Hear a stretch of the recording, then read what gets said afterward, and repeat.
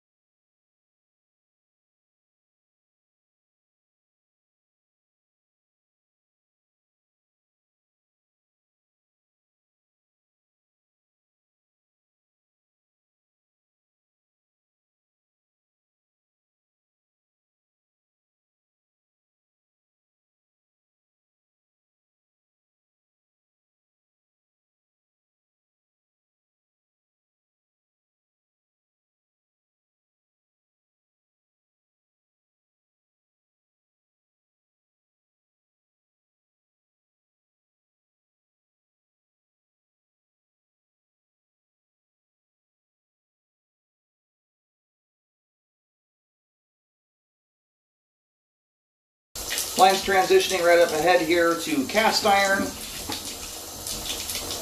You've got a tie at the top of the pipe here that's very likely the clean out access. We'll try and locate that as we come out. Now we're transitioning here into concrete. That would appear to be, as far as I can tell, 6 inch. We've got a big root intrusion right up ahead here. We're going through that right now at 27 feet. We're likely to see a few of those. The joint right there has also got dirt coming through it. Another root intrusion at 31 feet.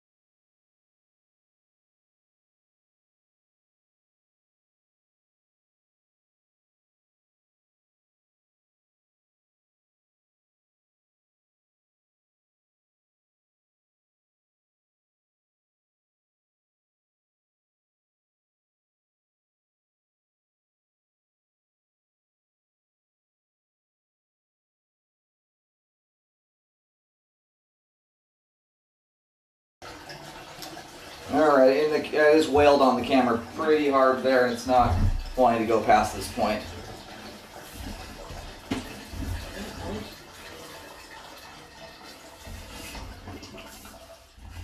I think there's just too many turns in the line there amongst the ones we went through to get outside the house.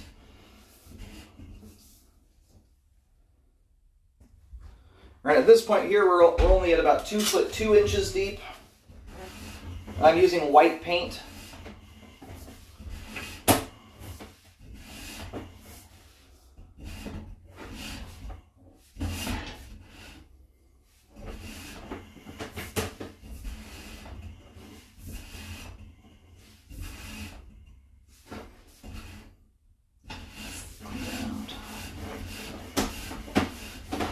All right, so at least this point here at the concrete transition, the age that this line is, I'm hoping we can figure out some way of getting past this point, but the root systems out here are prevalent.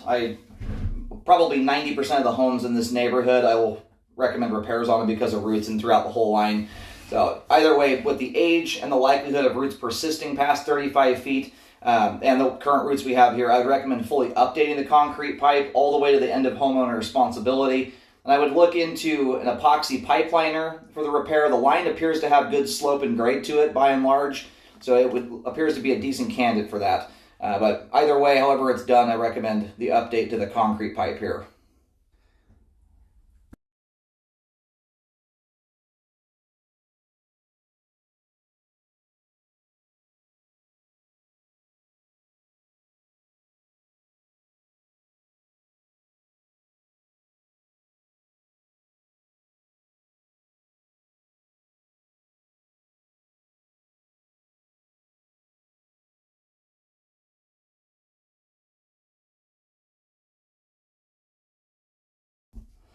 All right, located the exterior clean out here. We're going to move out to that here in just a moment.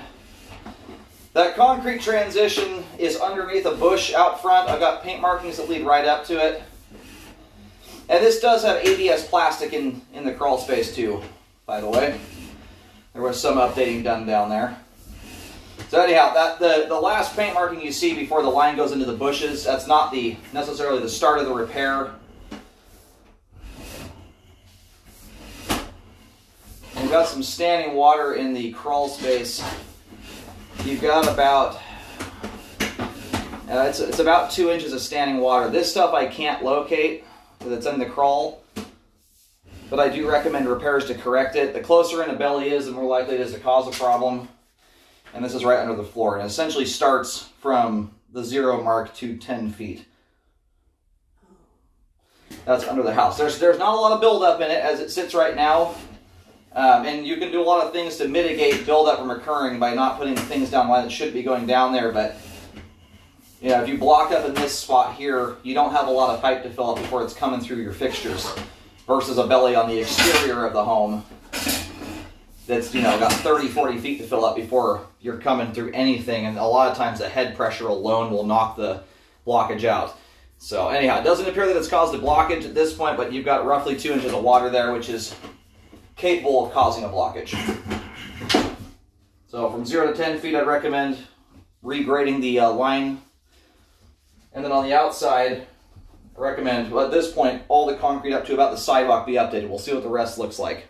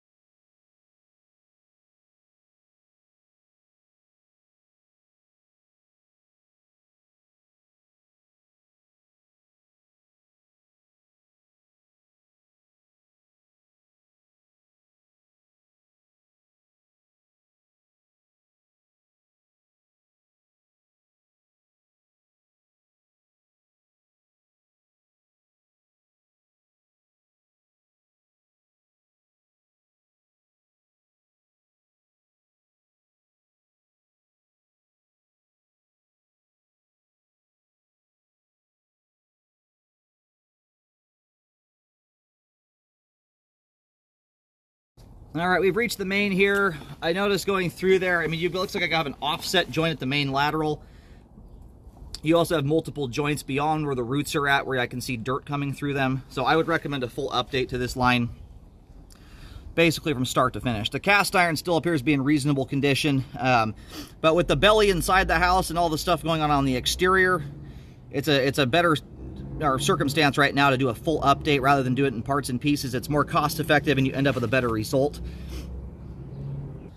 All right, just located at the main out there, about 10 foot 7 inches deep, right at the joint, at the transition joint, or to the main, the connection I mean, you do have an offset with a lot of standing water occurring. That's what all this water is here. The joint just up ahead has a whole bunch of dirt coming through it. I'll try and push a little bit closer. I'm leaving the water on right now as my camera has a hard time going in and out of a particular spot. You can see all the junk coming out of that joint right there. It's a bunch of dirt.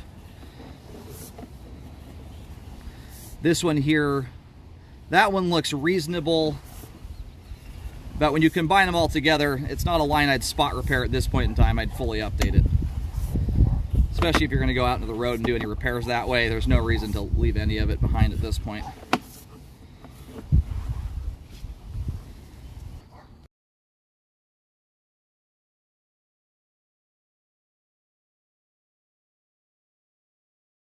There's another joint there with dirt coming through it.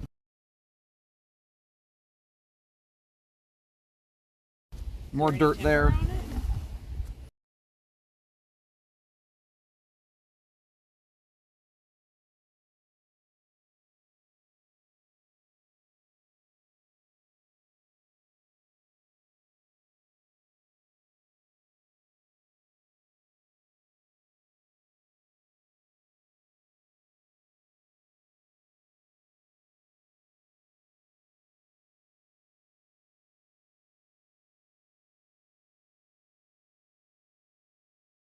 All right, we're gonna go ahead and roll the camera out of the line. Once again, I recommend a full update to the exterior sewer line due to multiple root intrusions and multiple joints that are compromised, allowing dirt into the sewer line. You've also got an offset at the main lateral connection.